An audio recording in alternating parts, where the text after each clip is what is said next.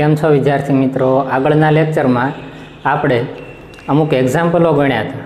તેમાં શું જોયું હતું કે કોઈ પણ એક રાસાયણિક પ્રક્રિયા તમને આપે તેની તત્વયોગ મિતિ કઈ રીતે લખવી. રિએક્શનને પહેલાં સંતુલિત કરશો, પછી તેના મોલ, અણુઓની સંખ્યા, વજન અને એસટીપી એ કદ, આ ચાર બાબત એટલે કે તેની તત્વયોગ મિતિ મેળવી શકાય. 3 રિએક્શન એવી હતી કે મેં તમને હોમવર્કમાં આપેલી હતી, અને બીજા અમુક એક્ઝામ્પલ આપણે જોયા કે તેમાં લિમિટિંગ રિએજન્ટ વિશેની વાત હતી કે લિમિટિંગ રિએજન્ટ કોણ છે અને નિપજ કેટલા પ્રમાણમાં મળે. હવે આજના લેક્ચરમાં એનસીઆરટી બુકમાં રહેલા કોયડાઓ અને સ્વાધ્યાયના દાખલાઓનો આપણે અભ્યાસ કરવાનો છે. તો એક પછી એક આપણે એક્ઝામ્પલ જોતા જઈએ. તો જુઓ, પ્રથમ જે દાખલો છે એ કોયડા નંબર 1.5 આપેલો છે. તેની રકમ શું આપેલી છે? જો 50 કિલોગ્રામ નાઇટ્રોજન વાયુ અને 10 કિલોગ્રામ હાઇડ્રોજન વાયુને એમોનિયા મેળવવા માટે મિશ્ર કરવામાં આવે છે. તો પહેલું જે સેન્ટેન્સ છે એ શું કહેવા માગે છે કે એમોનિયા બનાવવા માટે અથવા તો એમોનિયા મેળવવા માટે 50 કિલોગ્રામ નાઇટ્રોજન વાયુ અને 10 કિલોગ્રામ હાઇડ્રોજન વાયુને મિશ્ર કરવામાં આવે છે. પછી શું? તો ઉત્પાદિત થયેલા એમોનિયાની ગણતરી કરો. તો જે એમોનિયા બનશે એ કેટલા કિલોગ્રામ મળશે તે તમારે મેળવવાનું છે. અને આ પરિસ્થિતિમાં એમોનિયા ઉત્પાદનમાં સીમિત પ્રક્રિયકને ઓળખી બતાવો. એટલે કે શું કીધું છે કે આ જે રિએક્શન હશે તેમાં 2 પ્રક્રિયકો છે તમારી પાસે, એક છે નાઇટ્રોજન અને બીજો છે હાઇડ્રોજન. તો તે બેમાંથી સીમિત પ્રક્રિયક કયો છે એ તમારે ઓળખીને બતાવવાનો છે. તો પહેલાં તો આપણે શું કરશું? રાસાયણિક પ્રક્રિયા લખીએ કે 50 કિલોગ્રામ શું આપેલો છે? N2 આપેલો છે અને 10 કિલોગ્રામ H2 આપેલો છે. તો પ્રક્રિયા લખીએ. જો શું થાય પ્રક્રિયા? N2 વાયુ સ્વરૂપે હશે, કેટલો લેવાનો? 50 કિલોગ્રામ. અને હાઇડ્રોજન વાયુ કેટલા લેવાનો? 10 કિલોગ્રામ હાઇડ્રોજન વાયુ લેવાનો, H2. આ બંને વચ્ચે પ્રક્રિયા થાય અને શું આપે છે? એમોનિયા વાયુ આપે છે. તો એમોનિયા વાયુ કેટલા કિલોગ્રામ મળશે એ તમારો પ્રશ્ન છે અહીંયા. હવે જો પહેલાં તો પ્રક્રિયાને સંતુલિત કરશું. પ્રક્રિયક સાઈડ અને નિપજ સાઈડ પરમાણુઓની સંખ્યા કેવી થવી જોઈએ? સમાન થવી જોઈએ. પ્રક્રિયક સાઈડ નાઇટ્રોજનની સંખ્યા 2 છે, જ્યારે નિપજ સાઈડ નાઇટ્રોજનની સંખ્યા 1 જ છે. તો અહીંયા આપણે કેટલા મૂકી દઈએ? 2 મૂકશું. હવે જો નિપજ સાઈડ હાઇડ્રોજનની સંખ્યા થઈ ગઈ 3 × 2 એટલે 6, જ્યારે પ્રક્રિયક સાઈડ હાઇડ્રોજનની સંખ્યા તો 2 જ છે. તો અહીંયા આગળ તમારે કેટલા મૂકવા પડશે? 3 મૂકવા પડશે. તો આ પ્રક્રિયા આખી કેવી થઈ ગઈ? સંતુલિત થઈ ગઈ. હવે આપણે શું લખી શકાય? જો આ પ્રક્રિયા ઉપરથી તમે મોલ સ્વરૂપે તેની તત્વયોગ મિતિ લખો તો શું લખશો? મોલના સ્વરૂપમાં તત્વયોગ મિતિ લખ્યું હોય તો શું લખાય? જો શું લખી શકાય? તો આપણે પહેલો પોઈન્ટ લખીએ, જરૂરી. જરૂરી શું છે આ રિએક્શન માટે? હવે જો નાઇટ્રોજનની આગળ કાંઈ નથી એટલે આપણે કેટલા મૂકી દઈએ? 1 મૂકી શકાય ને. તો તમે એમ લખશો કે 1 મોલ નાઇટ્રોજન વાયુ લેવાનો અને 3 મોલ હાઇડ્રોજન વાયુ લેવાનો, અને આ બંનેને તમે મિક્સ કરો તો તેની વચ્ચે પ્રક્રિયા થઈ અને 2 મોલ એમોનિયા વાયુ મળે. આ પ્રક્રિયાની શું થઈ ગઈ? તત્વયોગ મિતિ થઈ ગઈ કે 1 મોલ નાઇટ્રોજન વાયુ લ્યો તો તમારે હાઇડ્રોજન 3 મોલ જ લેવો પડે, તો જ તમને નિપજમાં 2 મોલ એમોનિયા વાયુ મળે, નહીંતર તમને 2 મોલ એમોનિયા વાયુ મળવાના નથી. આ પ્રક્રિયાની શું થઈ ગઈ? તત્વયોગ મિતિ થઈ. હવે રકમમાં તમને આપેલું શું છે? જો આપેલ બાબત મોલના રિલેશનમાં જ બધી વસ્તુ તમે અહીંયા લખશો. એક્ઝામ્પલ બહુ ઇઝી બનશે. અહીંયા જો મોલ તો ક્યાંય તમને આપેલા નથી. નાઇટ્રોજન વાયુ 50 કિલોગ્રામ આપ્યો છે, હાઇડ્રોજન વાયુ 10 કિલોગ્રામ આપ્યો છે. મોલ વિશેની માહિતી પહેલાં તમારી પાસે હોવી જોઈએ. તો જો મોલ બરાબર તમે શું લખી શકો? વજનના છેદમાં આણ્વીય દળ લખાય. તો જુઓ તો તમને મોલ મળી જાય કે નહીં? વજન તો તમને આપેલો છે, છેદમાં તમારે શું મૂકવાનો? આણ્વીય દળ મૂકવાનો રહે. તો એક કામ કરીએ, પહેલાં N2 ના મોલ મેળવી લઈએ, પછી H2 ના મોલ મેળવી લઈએ. તો શું થાય? જો N2 ના મોલ, મોલની સંજ્ઞા શું થાય? N. અંશમાં શું આવશે? વજન, છેદમાં આવશે આણ્વીય દળ. N2 નું વજન કેટલું આપ્યું છે? 50 કિલોગ્રામ. અને તમને ખ્યાલ છે, જો વજન ક્યાં એકમમાં લેવાનું? ગ્રામ એકમમાં લેવાનું. તો 50 કિલોગ્રામ બરાબર ખાલી જગ્યા ગ્રામ થાય. તો શું કરશો? આને તમે 1000 વડે ગુણી નાખો એટલે કિલોગ્રામ એકમ છે કેમાં ફરી જાય? ગ્રામમાં ફરી જાય. એટલે કે 1000 એટલે તમે શું લખો? 10⁻³ એટલે તમે શું બોલી શકો? કિલો બોલી શકો. તો 1000 નથી લખતો, પણ 1000ની જગ્યાએ શું લખું? 10⁻³ લખાય. એ 1000 જ છે. હવે એકમ શું થઈ જશે? ગ્રામ. અંશમાં તમે વજન મૂકી દીધો મોલ માટે. છેદમાં શું આવશે? આણવીય દળ. તો N2 નો આણવીય દળ કેટલો થાય? જુઓ તો 28 ગ્રામ પ્રતિ મોલ. શા માટે 28 થયો? તો કે એક નાઇટ્રોજન પરમાણુ હોય તેનો પરમાણવીય દળ 14 થાય, પણ N2 છે એટલે કે 2 થયા, એટલે 14 × 2 એટલે કેટલો થશે? 28. હવે જે ઉડતું એને ઉડાડી દઈએ. જો શું શું અહીંયાથી ઉડશે? અહીંયાથી ગ્રામ જશે, અહીંયાથી ગ્રામ જશે, મોલ ઉપર આવશે. 50/28, તો એનો આન્સર શું આવે? જુઓ તો 50/28 કરો તો 50/28 કરશો તો શું આવશે? 1.78. 50/28 એટલે આન્સર આવશે 1.78 × 10³ મોલ. તો જો તમને શું મળી ગયું? નાઇટ્રોજન વાયુના મોલ મળી ગયા. કેટલા મળ્યા? 1.78 × 10³ મોલ. 1.78 × 10³ મોલ. જો મોલના રિલેશન તમે સીધા મૂકી દો તો બહુ દાખલો ઇઝી થાય. એટલે કિલોગ્રામને પહેલાં તમે મોલમાં ફેરવી નાખો. H2ની વાત કરો. હાલો, H2 માટે શું બોલશો? જો H2ના મોલ બરાબર અંશમાં આવશે H2નું વજન છેદમાં H2નો આણવીય દળ. હાઇડ્રોજનનું વજન કેટલું આપ્યું છે? જુઓ તો 10 કિલોગ્રામ. કિલોગ્રામને ગ્રામમાં ફેરવ્યું એટલે 1000 વડે ગુણીએ એટલે કે 10⁻³ થશે. છેદમાં આવશે H2નું આણવીય દળ. ભાઈ H2 માટે શું થાય? 2 થવાનું. એક હાઇડ્રોજન હોય તો એનો પરમાણવીય દળ 1 હોય, પણ 2 હાઇડ્રોજનના પરમાણુ જોડાઈને H2 અણુ બને. એ શું થાય? 2 ગ્રામ પ્રતિ મોલ.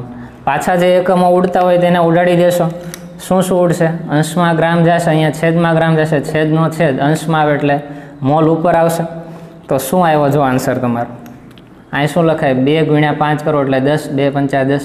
તો તમારો આન્સર આવશે 5 × 10³ તો H2ના મોલ તમને મળ્યા 5 × 10³ મોલ. તો જો તમને વજન આપ્યો હતો તો તમે એનું શું કર્યું? મોલમાં ફેરવી નાખ્યા.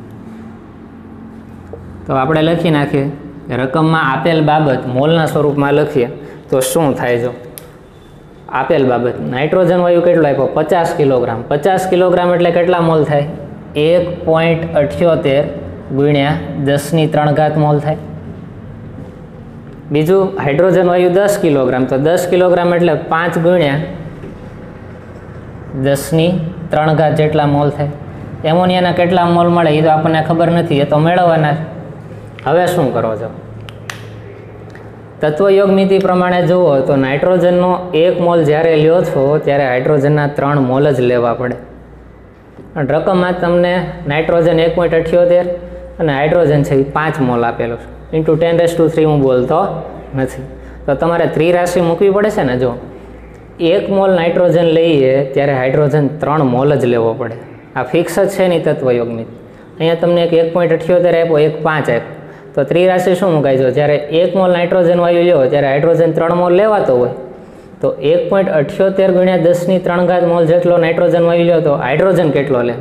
અહીંયા ભલે તમને 5 આપ્યો હોય, 50 આપ્યો હોય, 100 આપ્યો હોય, ગમે તે મોલ આપ્યા હોય, પણ ત્રિરાશિ તો તમે આ રીતે જ મૂકશો. તો જુઓ તો આપણે ત્રિરાશિ મૂકીએ. કોની સાપેક્ષે આવશે? નાઇટ્રોજન વાયુ અને હાઇડ્રોજન વાયુની સાપેક્ષે આપણે મોલની ગણતરી કરવી છે. N2 વાયુ અને H2 વાયુ. જો શું થાય? જ્યારે નાઇટ્રોજન વાયુના તમે 1 મોલ લ્યો પ્રક્રિયા કરવા માટે ત્યારે હાઇડ્રોજન વાયુના કેટલા મોલ લેવા પડે? 3 મોલ જ લેવા પડે. પણ રકમમાં તમને 50 કિલોગ્રામ એટલે કે 1.78 એટલે કે જો નાઇટ્રોજન વાયુના મોલ 1.78 × 10³ મોલ જેટલા તમે જો લ્યો તો હાઇડ્રોજન વાયુના કેટલા મોલ મળે?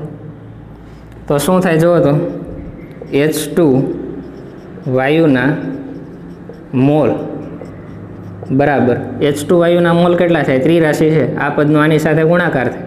1.78 × 10³ × 3 છેદમાં શું આવે? 1. આપણે લખી નાખીએ છેદમાં 1.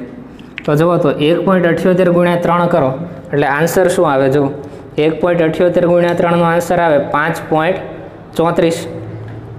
તો મૂકી દઈએ. જો 1.78 × 3 એટલે એનો આન્સર આવે 5.34 ગુણ્યા શું આવશે 10³ મોલ. તો તમને ખ્યાલ આવી ગયો છો H2 વાયુના કેટલા મોલ મળે. જ્યારે 1.78 ગુણ્યા 10³ મોલ નાઇટ્રોજન વાયુનો તમે ઉપયોગ કરો તો હાઇડ્રોજન તમારે કેટલો લેવો પડે 5.34 ગુણ્યા 10³ મોલ જેટલો હાઇડ્રોજન લેવો પડે. પણ રકમમાં તો તમને કેટલો આપ્યો છે 10 કિલોગ્રામ. 10 કિલોગ્રામ એટલે કેટલો 5 ગુણ્યા 10³ મોલ. તો શું થાય જો 5.34 જેટલા મોલ જોઈએ છે પણ તમને તો રકમમાં 5 જ આપ્યા. એનો મિનિંગ એમ થાય કે હાઇડ્રોજન સંપૂર્ણ વપરાઈ જવાનો છે. ખ્યાલ આવે છે. તમે જ્યારે 1.78 મોલ નાઇટ્રોજન વાયુનો ઉપયોગ કરો છો ત્યારે હાઇડ્રોજનના કેટલા મોલની જરૂર પડે 5.34 મોલની જરૂર પડે. જો 10⁻³ હું બોલતો નથી. જ્યારે નાઇટ્રોજનના 1.78 મોલ તમે લ્યો છો ત્યારે હાઇડ્રોજનના કેટલા મોલ લેવા પડે 5.34 લેવા પડે. પણ તમને તો 5 જ આપ્યા છે. 0.34 ઘટે. એનો મિનિંગ એમ કે પ્રક્રિયા દરમિયાન હાઇડ્રોજન છે સંપૂર્ણ વપરાઈ જતો હોવો જોઈએ. તો તમે એમ લખી શકો કે આના ઉપરથી તમે શું કહી શકો કે H2 પ્રક્રિયા દરમિયાન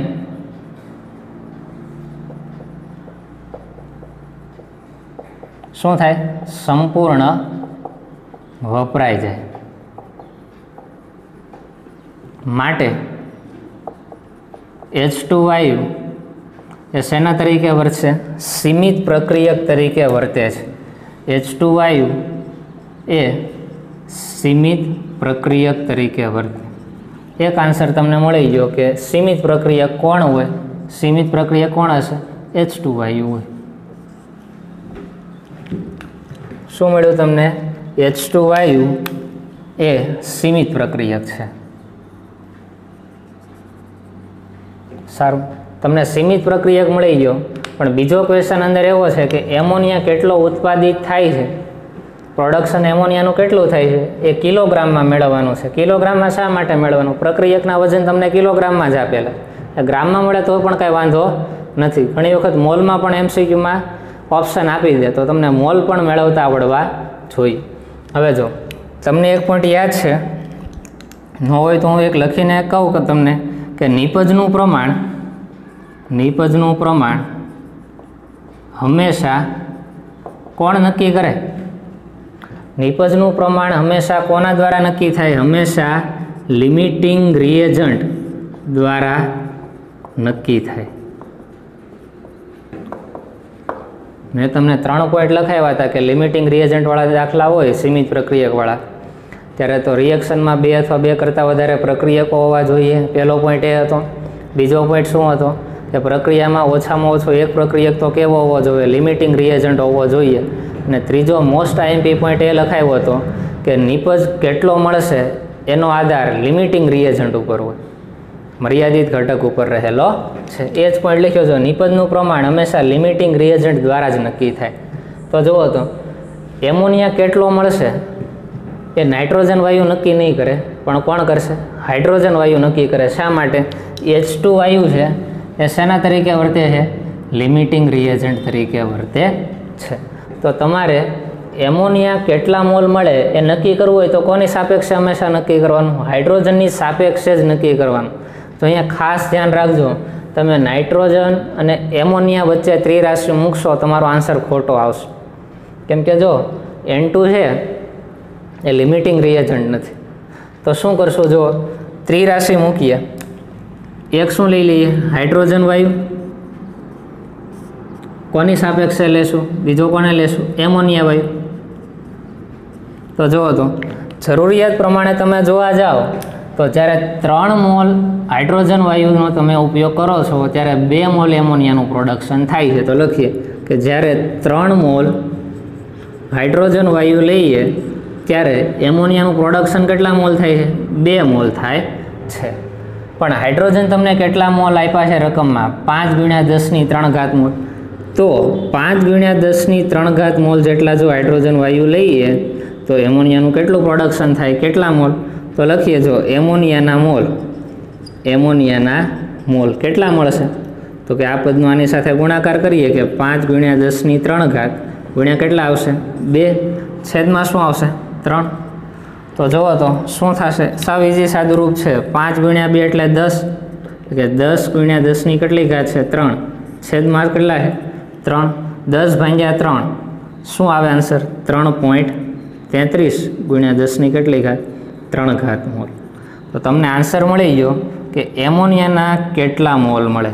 એમોનિયાના કેટલા મોલ મળશે 3.33 × 10⁻³ ઘાત. તો એમોનિયાના મોલ લખી નાખે કે નિપજમાં 3.33 × 10⁻³ ઘાત જેટલા એમોનિયાના મોલનું પ્રોડક્શન થાય. તો તમને અહીંયા મોલ મળી ગયા, એટલે 4 ઓપ્શન આપ્યા હોય અને મોલવાળા ઓપ્શન હોય તો એક ઓપ્શન આવશે, એટલે તમારો આન્સર આવી ગયો.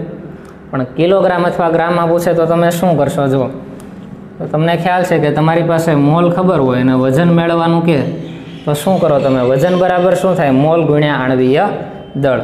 તો આપણે એમોનિયાનું વજન મેળવીએ. જો એમોનિયાનું વજન બરાબર તમે શું લખી શકો? વજન બરાબર મોલ ગુણ્યા આણ્વીય દળ. મોલ કેટલા મળ્યા? 3.33 × 10⁻³ ઘાત ગુણ્યા એમોનિયાનું આણ્વીય દળ કેટલો થાય? જો એમોનિયાનું આણ્વીય દળ થાય 17 g/mol. તો 3.33 × 17 કરશો એટલે આન્સર મળશે. જો શું મળે આન્સર? ગુણાકાર કરો, શું આન્સર આવશે? 3.33 × 17 એટલે આન્સર આવશે 56.61. આન્સર શું આવશે? 56.61 ગ્રામ ગુણ્યા 10⁻³ છે ને, ગુણ્યા શું આવશે? 10⁻³ ઘાત ગ્રામ. તો આ તમારો આન્સર થઈ ગયો ગ્રામમાં. કે એમોનિયા કેટલા ગ્રામ મળે એવો ક્વેશ્ચન પૂછે તો શું આવે? 56.61 × 10⁻³ ઘાત ગ્રામ. પણ તમને એમ પૂછે કે કિલોગ્રામમાં શું મળે તો જુઓ તો 10⁻³ બરાબર તમે શું લખી શકો? કે લખી શકો કે નહીં? તો 10⁻³ જ્યાં દેખાય છે અહીંયા કે મૂકી દો તો શું થાય? 56.61 10⁻³ દેખાય અહીંયા શું લખશું? કે એટલે કિલોગ્રામ. ગ્રામ તો છે જ. તો તમારો આન્સર આવી ગયો. જો જ્યારે 50 કિલોગ્રામ નાઇટ્રોજન અને 10 કિલોગ્રામ હાઇડ્રોજન વાયુને મિક્સ કરો ત્યારે 56.61 કિલોગ્રામ એમોનિયાનું પ્રોડક્શન થશે. આ દાખલો એકવાર સરસ રીતે તમે જાતે ગણજો અને એક વખત મોઢે પણ ગણી નાખો.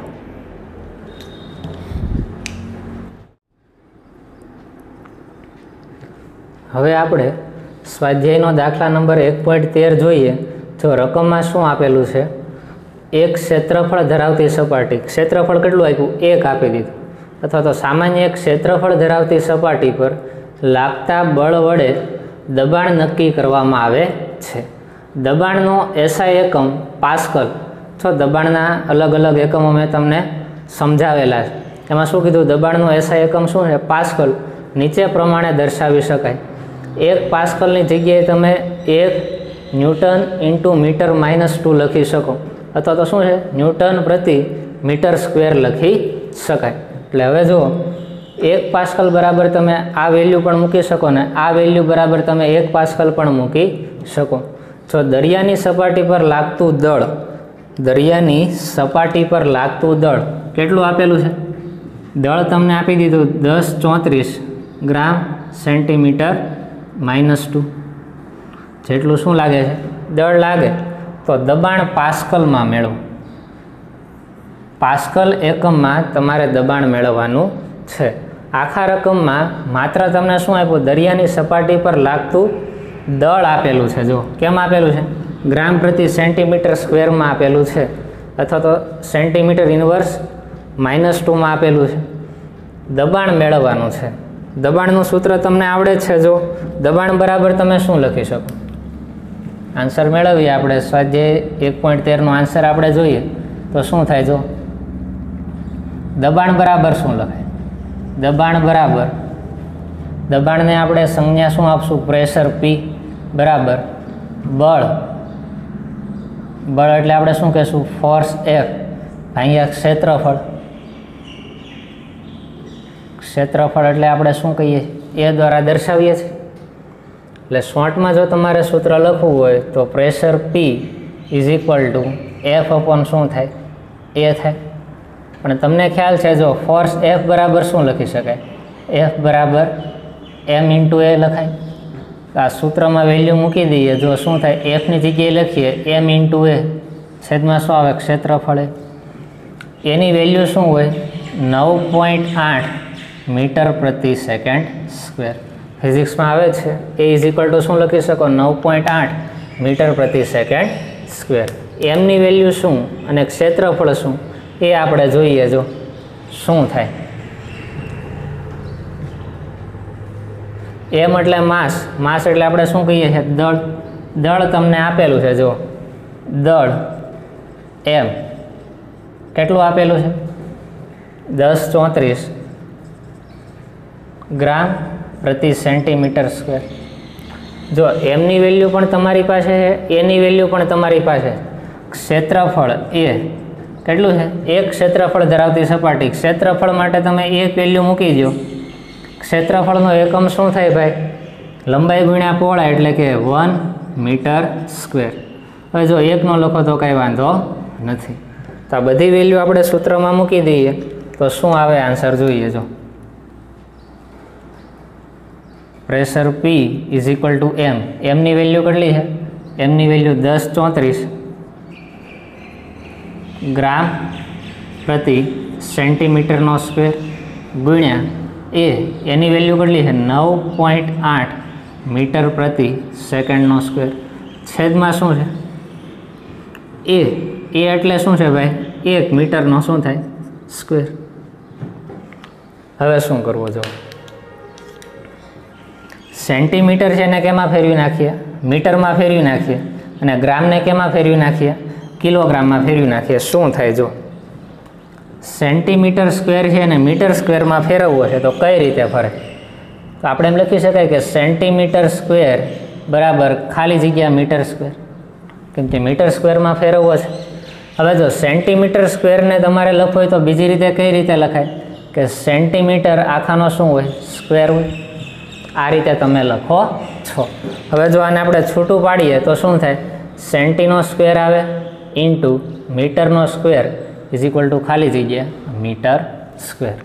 હવે જો તો ડાબી બાજુ અને જમણી બાજુ જે કોમન દેખાય એને તો આપણે કંઈ કરતા નથી. અહીંયા મીટર સ્ક્વેર છે, અહીંયા મીટર સ્ક્વેર, તો વધુ શું, સેન્ટીનો સ્ક્વેર. તો તમને ખ્યાલ હશે કે સેન્ટી માટે તમે શું લખો છો, જો સેન્ટી સી બરાબર શું થાય, 10⁻² થાય.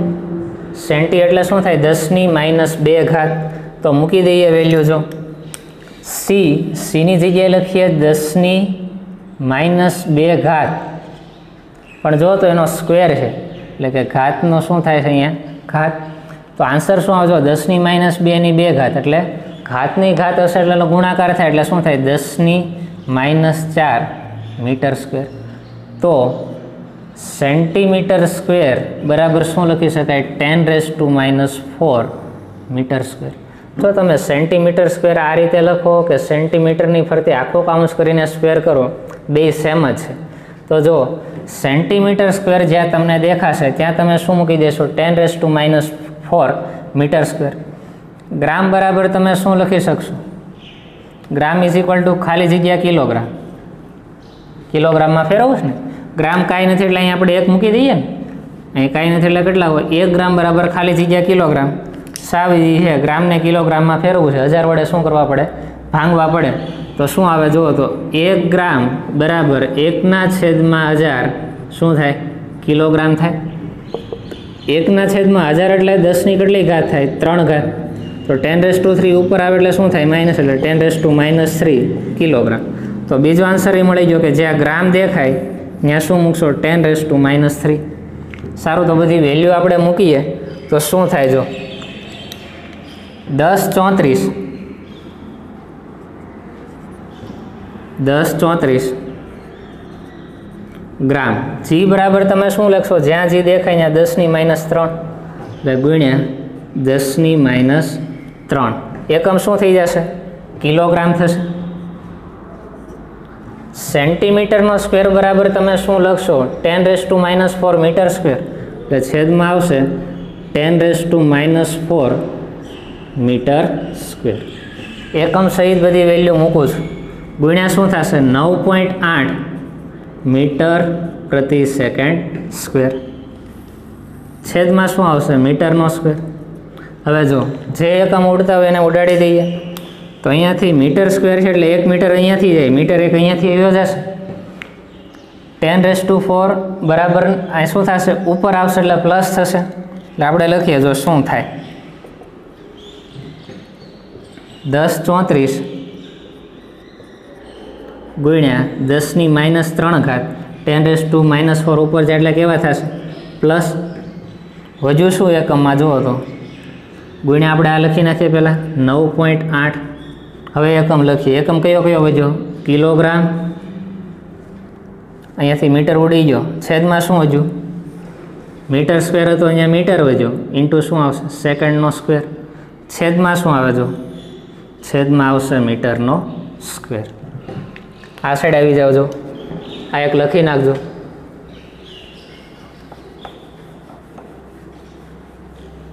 સાદુરૂપ આપીએ આપણે.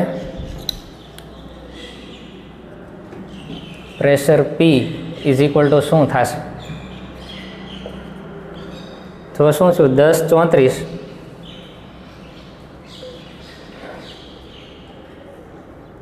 10⁻34 10⁻³ ગુણ્યા 10⁻⁴ -3 + 4 એટલે 10⁻1 એટલે 10⁻1 એટલે 10 જ થાય. ગુણ્યા 10 ગુણ્યા 9.8 ગુણ્યા 9.8 એકમ લખી નાખો. શું થાય? કિલોગ્રામ પ્રતિ metre into second square. Kilogram metre into second square. છેદમાં શું આવશે? મીટરનો સ્ક્વેર આવશે. હવે જો આનું તમે ગુણાકાર કરો 10⁻34 ગુણ્યા 10 ગુણ્યા 9.8 એનું સાદુરૂપ આપશો, ગુણાકાર કરશો એટલે આન્સર શું આવશે? એનો આન્સર આવશે 10, 13, 32. આનો આન્સર શું આવશે? 10, 13, 32. હવે જો તો આના બરાબર તમે શું લખી શકો? કિલોગ્રામ છેદમાં મીટર ઇન્ટુ સેકન્ડ સ્ક્વેર. આ કોનો એકમ છે? કાંઈ યાદ આવે છે? ન્યૂટનનો એકમ છે. જો ન્યૂટન બરાબર શું લખીએ કહો? કિલોગ્રામ પ્રતિ મીટર ઇન્ટુ સેકન્ડ સ્ક્વેર. એટલે આના બરાબર તમે ન્યૂટન લખી શકો. તો આ એકમ બરાબર તમે શું લખી નાખો? ન્યૂટન.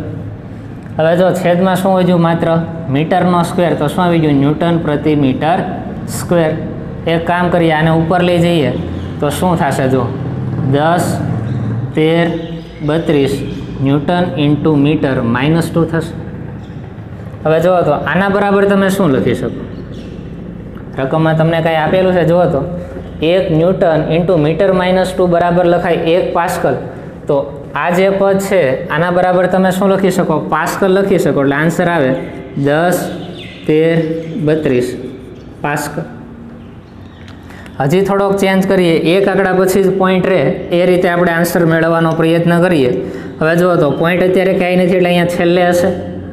પોઈન્ટ ક્યાં હોય? અહીંયા છેલ્લે. તમારે અહીંયા પોઈન્ટ લાવવો છે તો તમારે કેટલા સ્ટેપ આગળ વધવું પડે? જુઓ તો અહીંયાથી આ એક ડગલું વધશો, આ બીજું, ત્રીજું, ચોથું અને આ પાંચમું. એટલે 5 ડગલા ડાબી સાઈડ તમારે ચાલવું પડે તો એક આંકડા પછી પોઈન્ટ આવી જાય. એટલે તમે ડાબી બાજુ કેટલા ડગલા ચાલ્યા? 5. તો આન્સર શું આવે? 1.01. છેલ્લા બીજા આંકડા હું લખતો નથી. ન લખો તો ચાલે.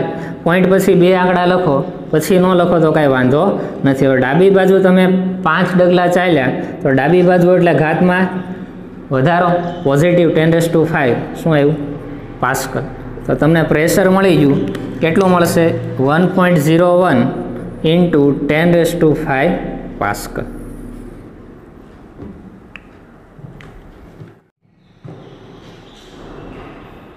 હવે આપણે સ્વાધ્યાયના દાખલા નંબર 1.21ની વાત કરીએ તો શું થશે? જો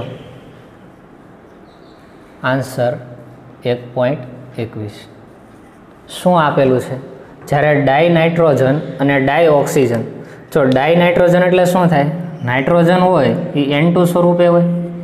જ્યારે ડાયનાઇટ્રોજન એ ડાયઓક્સિજન એટલે કે O2 એકબીજા સાથે પ્રક્રિયા કરે છે ત્યારે જુદા જુદા સંયોજનો બને છે. એટલે કે N2 O2 સાથે પ્રક્રિયા કરે એટલે અલગ અલગ પ્રકારના ઘણા બધા સંયોજનો બને છે, જેની માહિતી નીચે આપેલી છે. જો ડાયનાઇટ્રોજનનું દળ આપેલું છે ને ડાયઓક્સિજનનું દળ આપેલું છે. ડાયનાઇટ્રોજનનું દળ 14 ગ્રામ લઈએ જ્યારે ઓક્સિજન કેટલો છે? 16. એવી રીતે 14 લઈએ ત્યારે કેટલો છે 32. આ રીતે અલગ અલગ 4 માહિતી આપેલી છે. આ શું છે? જ્યારે સંયોજનો બને ત્યારના દળ. જ્યારે N2 અને O2 મિક્સ થાય અને જુદા જુદા જે સંયોજનો બને એની માહિતી નીચા પ્રમાણે આપેલી છે. N2 અને O2નું વજન કેટલું હોય. તો પહેલો ક્વેશ્ચન શું છે જુઓ તો એ કરીને પ્રથમ ક્વેશ્ચન આપેલો છે. આપેલ પ્રાયોગિક માહિતી રાસાયણિક સંયોગીકરણના કયા નિયમનું પાલન કરે છે? રાસાયણિક સંયોગીકરણના ટોટલ 4 નિયમો આપણે ભણી ગયા. દ્રવ્ય સંચયનો નિયમ હતો, ગુણક પ્રમાણનો નિયમ હતો, બીજો કયો હતો? નિશ્ચિત જથ્થા અથવા તો નિશ્ચિત દળ અથવા તો આપણે શું કહીએ છીએ દ્રવ્યનો જથ્થો કેવો રહે વિશ્વમાં અચળ રહે. પ્રથમ નિયમ એ હતો. સંયોજિત ભારનો નિયમ હતો. તો આ જે એક્ઝામ્પલ તમને આપેલો છે એ કયા નિયમનું પાલન કરે છે એ ક્વેશ્ચન પૂછેલો છે. તો એક કામ કરીએ, જો આમાં જે માહિતી આપી છે આપણે લખી નાખીએ. એક ડાઈ નાઇટ્રોજન વાયુ આપ્યું છે એનું દળ આપેલું છે અને બીજું આપેલું છે ડાઈ ઓક્સિજન વાયુ તેનું દળ. કેટલું કેટલું આપેલું છે જો પ્રથમ જોઈએ તો 14 ગ્રામ અને કેટલું છે 16 ગ્રામ. 14 ગ્રામ ડાઈ નાઇટ્રોજન વાયુ અને ઓક્સિજન ત્યારે કેટલો છે 16 ગ્રામ. બીજું જુઓ 14 અને 32, 14 ગ્રામ અને 32 ગ્રામ. 28 અને 32 ગ્રામ, 28 ગ્રામ 32 ગ્રામ ઓક્સિજન છે. 28 ગ્રામ નાઇટ્રોજન, 28 ગ્રામ નાઇટ્રોજન અને 80 ગ્રામ શું છે ઓક્સિજન વાયુ આપેલો છે. તો આટલી માહિતી છે આ સંયોજનના વજન આપેલા છે કે જે નિપજમાં જે નાઇટ્રોજન અને ઓક્સિજનનું વજન મળે કેટલું મળે. તો આ આટલી માહિતી ઉપરથી તમને શું ખબર પડે કે કયા નિયમનું પાલન થતું હશે? તો એક કામ કરીએ, જો શું આમાં કરી શકાય. N2 અને O2નો ગુણોત્તર લઈ લઈએ વજનનો તો તમને એક્ઝેક્ટ ખ્યાલ આવે. તો હું એક કામ કરું છું કે આ જે પહેલી માહિતી છે એને 2 વડે ગુણું, એટલે કે N2ના વજનને 2 વડે ગુણી નાખું છું અને O2ના વજનને 2 વડે ગુણું છું. બીજા જે વજન આપ્યો છે એને પણ તમે શું કરો છો સમાન રીતે જ ગુણો છો, એટલે કાંઈ ફરક પડતો નથી. આના વજનને 2 વડે ગુણો તો આના વજનને 2 વડે ગુણો, કાંઈ આન્સરમાં કાંઈ ફરક આવવાનો નથી. તો શું શું થશે જો N2 અને O2નું પ્રમાણ શું શું મળે એ જોઈએ. હવે જો N2નું પ્રમાણ કેટલું મળશે પહેલા માટે 14 ગુણ્યા 2 એટલે કેટલા થશે? N2 થશે 28, જેમ O2 કેટલા થાય 16 ગુણ્યા 2, 16 દુ 32. બીજો જોઈએ આપણે 14 ગુણ્યા 2 એટલે 28, જેમ 32 ગુણ્યા 2 એટલે 64. એવી જ રીતે ત્રીજું જોઈએ, જો અહીંયા કંઈ આપણે ગુણતા નથી એટલે 28 જેમ 32, 28 જેમ 32 અને છેલ્લું જોઈએ 28 જેમ 80. હવે જુઓ તો આ માહિતી ઉપરથી તમને કંઈ ખ્યાલ આવે છે? એક ઘટકનું વજન ફિક્સ થઈ ગયું. જો નાઇટ્રોજન કેટલો થઈ ગયો 28 ગ્રામ જ થઈ ગયો. તો આપણે શું લખી શકાય આ પ્રક્રિયા ઉપરથી? સંયોજનમાં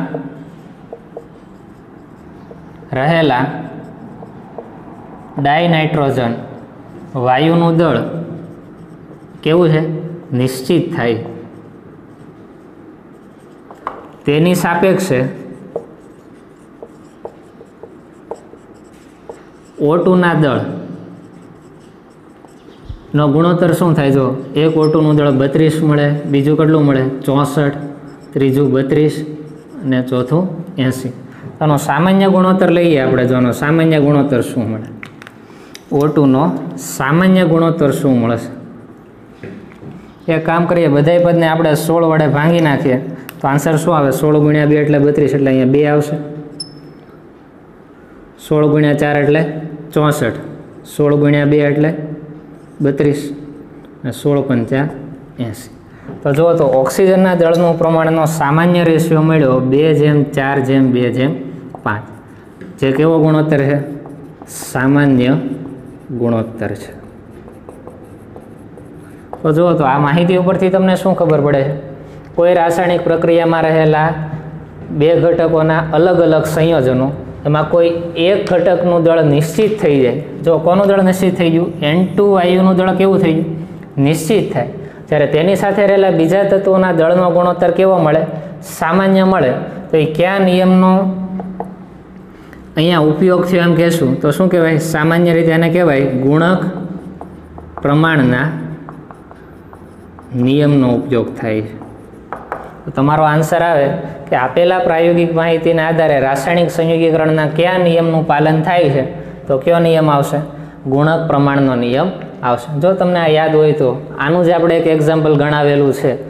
N2 અને O2ના અલગ અલગ પ્રક્રિયાઓ કરી હતી. N2O બને, NO બને, N2O2 બને, અલગ અલગ પ્રકારના સંયોજનો છે. એના જ અહીંયા શું આપેલા છે? એક્ઝામ્પલ આપેલા છે. નિપજ લખી નથી, માત્ર એના શું લખેલા છે? વજન લખ્યા છે. એટલે ગોટાળો થાય નહીં. ખ્યાલ આવી ગયો? કોઈ એક ઘટકનું દળ નિશ્ચિત હોય, જ્યારે અન્ય ઘટકના દળનો જે સામાન્ય ગુણોત્તર મળે એના આધારે કહી શકાય કે તે ગુણક પ્રમાણનો નિયમ સાબિત થાય છે. તો આ થઈ ગયો પ્રથમ ક્વેશ્ચન એ. હવે જો 1.21માં સાથે સાથે બીજો ક્વેશ્ચન બી પણ આપેલો છે. પરિવર્તનો પૂછેલા છે. 1 કિલોમીટર બરાબર ખાલી જગ્યા મિલીમીટર બરાબર ખાલી જગ્યા પાઇકોમીટર. એવી રીતે અલગ અલગ કેટલા આપેલા છે? 3 આપેલા છે. તો જોઈએ એક પછી એક. જુઓ પહેલું જોઈએ. પહેલું શું આપેલું છે? જો 1 કિલોમીટર બરાબર ખાલી જગ્યા મિલીમીટર, અને એની જે વેલ્યુ આવે એના બરાબર ખાલી જગ્યા પાઇકોમીટર થાય. સાવ ઇઝી છે. તમને સંજ્ઞા અથવા તો પૂર્વગો ઉપરથી ઘાત લખતા આવડવી જોઈએ. એક પછી એક આપણે ગણીએ. જો પહેલું ગણીએ, 1 કિલોમીટર બરાબર ખાલી જગ્યા મિલીમીટર. હવે ડાબી બાજુ અને જમણી બાજુ જે કોમન હોય તેનો તો આપણે કંઈ કરતા નથી. જો અહીંયા મિલી છે, અહીંયા મિલી છે, તો આ વેલ્યુને આપણે કંઈ ચેન્જ કરતા નથી. ચેન્જ શું થશે? જુઓ તો આ જે જમણી બાજુ તમને મિલી દેખાય છે એ બરાબરની ક્યાં આવશે? અહીંયા આવશે. તો કિલોના છેદમાં આવશે તો શું લખી શકાય? જો 1 કિલો. કે માટે તમે શું લખો છો? 10³ થાય. કે માટે શું થાય? કિલો એટલે 10ની કેટલી ઘાત થાય? 3 ઘાત. અને આ મિલી છે એના છેદમાં આવી ગયું. મિલી માટે તમે શું લખો છો? 10⁻³ ઘાત. તો આના છેદમાં શું આવશે? 10⁻³ ઘાત. તો 10⁻³ ઘાત ઉપર જાય એટલે શું થાય? 10⁻³ તો હતી, -3 ઉપર જાય એટલે પ્લસ થાય, એટલે આન્સર શું આવે? 10⁻⁶. તો પહેલો આન્સર તમને મળી ગયો કે 1 કિલોમીટર બરાબર 10⁻⁶ મિલીમીટર થાય. બીજું આપણે ક્વેશ્ચન જોઈએ. જો તો 10⁻⁶ મિલીમીટર બરાબર ખાલી જગ્યા પાઇકોમીટર થાય. બીજો ક્વેશ્ચન શું થઈ ગયો? 10⁻⁶ મિલીમીટર બરાબર ખાલી જગ્યા પાઇકોમીટર. પાછું જે ડાબી બાજુ અને જમણી બાજુ કોમન હોય તેને એમનેમ જ રહેવા દો. અહીંયા મિલી કોમન છે, અહીંયા મિલી કોમન છે. હવે આવડશે ને? આ પાઇકો છે એ બરાબરની આ સાઈડ આવશે તો શું થશે? જો 10⁻⁶ ઇન્ટુ એમ. એમ એટલે શું લખો છો? મિલી. મિલીની વેલ્યુ કેટલી થાય? 10⁻³ આ મિલીની વેલ્યુ તો આપણે કાંઈ લખતા નથી. પાઇકો છે બરાબરની આ સાઈડ આવ્યો એટલે છેદમાં આવ્યો. પાઇકો માટે તમે શું વેલ્યુ લખો છો? 10⁻12. તો શું આવશે? 10⁻12 ઘાત. તો આન્સર શું થઈ જાય? જો 10⁻⁶ - 3 એટલે 3 થશે. 10⁻12 ઉપર જાય એટલે કેવા થશે? +12. 10 કેટલી ઘાત થઈ જશે? 15 ઘાત થાય. તો તમારો બીજો આન્સર આવશે 10⁻⁶ મિલીમીટર ઇઝ ઇક્વલ ટુ 10ની કેટલી ઘાત આવશે? 15 ઘાત પાઇકોમીટર. તો આ પહેલો ક્વેશ્ચન પૂરો થયો. હવે આપણે બીજો ક્વેશ્ચન જોઈએ. બીજો ક્વેશ્ચન શું આપેલો છે? જો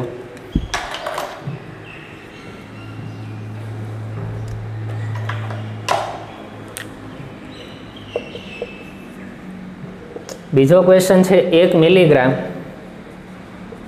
ઇઝ ઇક્વલ ટુ ખાલી જગ્યા કિલોગ્રામ ઇઝ ઇક્વલ ટુ ખાલી જગ્યા નેનોગ્રામ. હવે તમને આવડવું જોઈએ કે કઈ રીતે આ મળશે.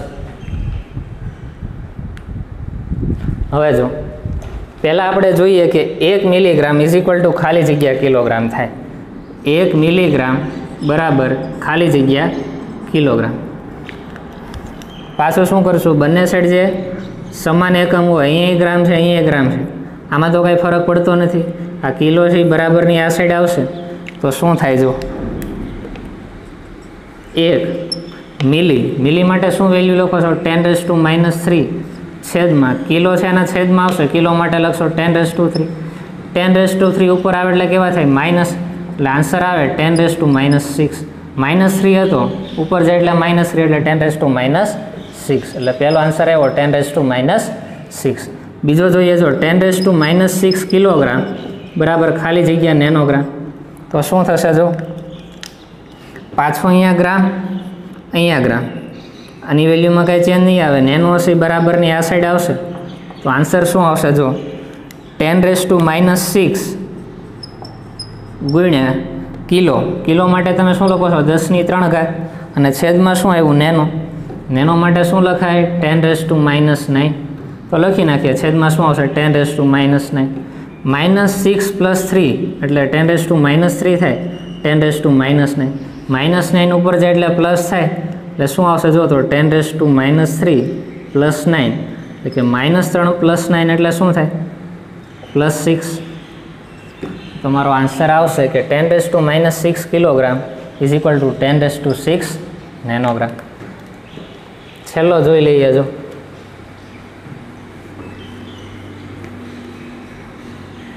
ત્રીજું શું આપેલું છે? 1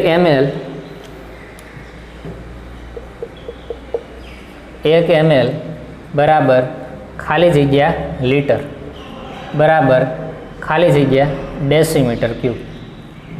આ ત્રીજો ક્વેશ્ચન છે. જોઈએ જો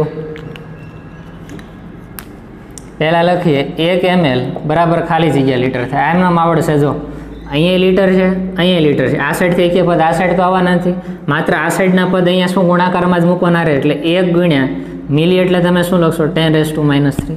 તો પહેલો આન્સર આવી ગયો કે 1 ml બરાબર 10⁻⁻3 લીટર અને 10⁻⁻3 લીટર બરાબર ખાલી જગ્યા ડેસીમીટર ક્યુબ થાય. તો તમને એક આવડવું જોઈએ, નોટ કરીને યાદ રાખવાનું કે 1 લીટર બરાબર 1 ડેસીમીટરનો ક્યુબ થાય. આ કઈ રીતે થાય મેં તમને આગળ શીખવાડેલું છે. આ યાદ જ રાખો સીધું કે 1 લીટર બરાબર શું થાય? 1 ડેસીમીટરનો ક્યુબ થાય. તો 10⁻⁻3 લીટર બરાબર ખાલી જગ્યા ડેસીમીટરનો ક્યુબ થાય. જો અહીંયા 1 લેતા હતા લીટર ત્યારે ડેસીમીટર 1 જ મળતો હતો, તો અહીંયા 10⁻⁻3 લીટર લઈએ તો ડેસીમીટર ક્યુબ કેટલા મળશે? 10⁻⁻3. તો આપણો આ ત્રીજો ક્વેશ્ચન પણ ક્લિયર થયો.